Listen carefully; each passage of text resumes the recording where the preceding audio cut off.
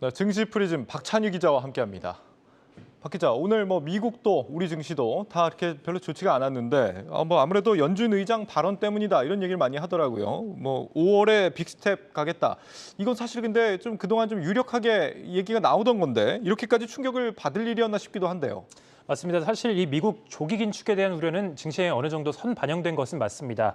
하지만 오늘 새벽에 나온 이 파월 의장의 발언만큼은 예외였습니다. 예. 그래서 오늘 첫 번째 스포트라이트로 이 파월이 야속해라고 꼽아봤습니다. 그동안 이 중도 매파적인 발언을 내놓았던 파월 의장이 한층 더 매파적인 그런 발언을 내놓은 건데요. 내 생각엔 지금보다 더 가파르게 긴축 정책을 시행하는 것이 적절하다. 5월 회의에서 50bp 인상이 검토될 것이다라고 이야기를 했습니다. 예. 바로 이 멘트가 문제가 된 거였는데요. 그동안 이렇게 강한 매파적인 발언은 브레이너드 연준 이사나 이 제임스 블러드 세인트루이스 연은 총재 같은 연준의 대표 매파 인사들이 내놓은 발언이었는데 예. 이번에 처음 파월 의장의 입에서 나온 겁니다. 특히 파월 의장의 이번 발언으로 75bp 인상 가능성까지 점쳐지면서 시장이 더 큰 충격을 받은 건데요. 앞서 블러드 총재가 75bp 인상이 필요하다라고 이렇게 주장을 했지만 시장에서는 50bp 인상에 더 무게를 실어둔 상황이었습니다. 그러나 이렇게 파월 의장이 매파적인 발언을 내놓으면서 다시 이 75bp 인상이 대수롭지 않게 여겨졌지만 다시 주목을 받은 겁니다. 네. 이에 대해서 시장은 파월 의장의 발언으로 이 빅스텝을 넘어선 자이언트 스텝까지 걱정하게 됐다. 이런 의견도 나왔습니다. 네. 파월의 빅스텝 발언이 빅스텝 다음을 이제 생각하게 만들었다 이런 건데. 네. 그러면 앞으로 예상되는 시나리오는 어떻게 되는 겁니까? 네, 이미 연준은 3월 FOMC 회의에서 25bp 기준금리를 올리면서 3년 만에 처음으로 금리 인상을 시행한 바 있습니다. 연준의 기준금리 인상 가능성을 예측하는 시카고 상품거래소의 이 패드워치를 통해서 올해 남은 기간 금리 인상 시나리오를 살펴볼 수 있는데요.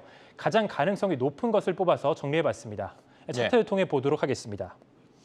5월 50bp 인상이 거의 기정사실화된 가운데 6월 75bp 인상 가능성이 무려 78%까지 점쳐지고 있습니다. 자료에 따르면 올해 말에 예상되는 이 미국의 기준금리 예상 범위는 2.75%에서 3% 사이로 점쳐지고 있습니다. 예, 6월에 75bp. 네, 연초까지만 해도 연내 한 2%까지 오른다 이렇게 봤는데 이제는 3%까지도 보는 모양입니다. 네. 이렇게 긴축 속도가 빨라진다고 하면서 우리 시장에서도 조금 오늘 선방한 업종이 있었다고요? 맞습니다. 이 금리 인상 수혜주로 꼽히면서 하락장 속에서도 선방한 업종이 있었습니다. 두 번째 스포트라이트는 바로 손해보험주로 꼽아봤습니다. 예. 오늘 코스피 전체 업종 중에서 이 손해보험주의 상승률이 가장 높았는데요. 현대해상, DB손해보험이 4%대, 그리고 하나손해보험이 3% 넘게 오르는 등 관련주들이 나란히 오르는 모습이었습니다. 시장에서는 이렇게 불안한 장이 계속되자 이 보험주로 보험을 드는 모습이었습니다.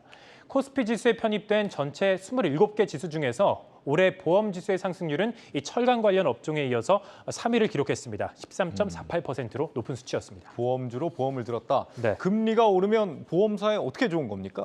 네, 이 보험주의 경우 금리가 오르면 이 이자 마진과 투자 수익률이 개선이 되는데요.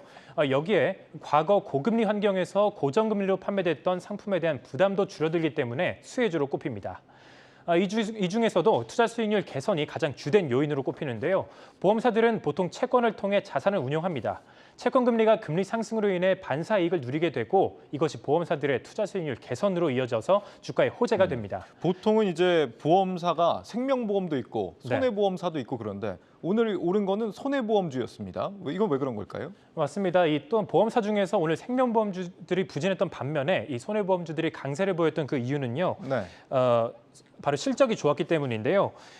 이 보험사 중에서 실적이 좋았던 이유를 살펴보면 이용재 하나금융투자연구원은 손해보험사들의 1분기 실적이 이 생명보험사들에 비해 좋았기 때문이다라고 설명을 했습니다. 지난해 기준 이 자동차 손해율이 최저 수준으로 발표가 되면서 자동차 보험 영업손익이 4년 만에 흑자 전환된 것이 이 손해보험사들의 호재가 됐습니다. 월간 기준으로 보면 이 손해보험주와 이 생명보험주의 등락률은 큰 차이가 없었는데요. 1분기 실적이 손해보험주가 더 양호하게 나오면서 두 업종의 주가 향방을 가른 모습이었습니다. 예, 알겠습니다. 증시 프리즘 박찬희 기자였습니다.